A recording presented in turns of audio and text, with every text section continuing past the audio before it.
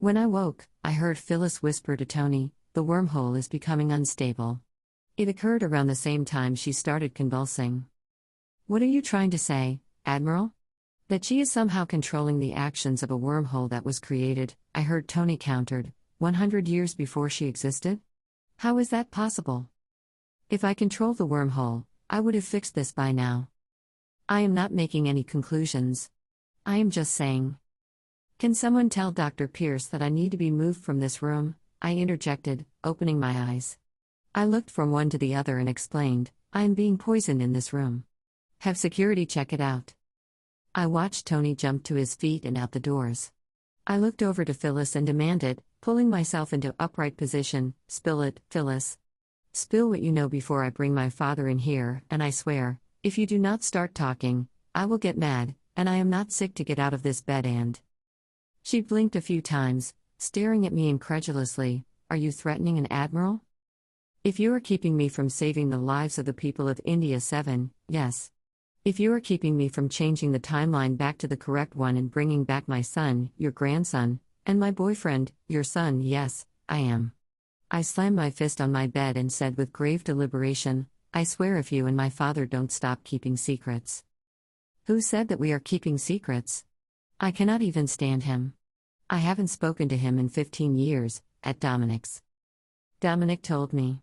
He comes to me in dreams or when I am unconscious.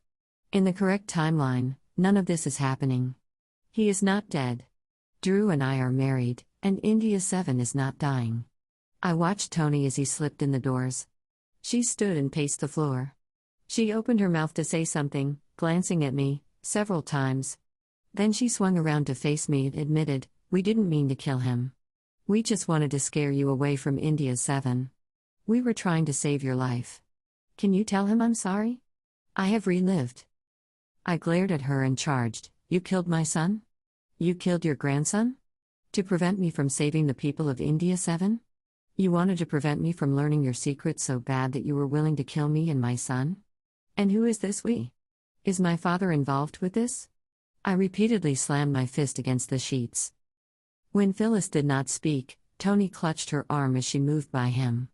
He turned her around and advised, "The Colonel asked your questions. She deserves the answers, and you are going to start giving them to her." She broke away from him and darted toward the doors. As they opened, she saw two burly, dark-haired men blocking the entrance.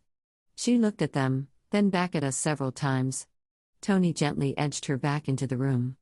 "Start talking." "Don't do this," I heard my father's voice in my head. "Don't ask questions you do not want the answers to. You are trying to uncover things that are better left hidden. Let the planet die.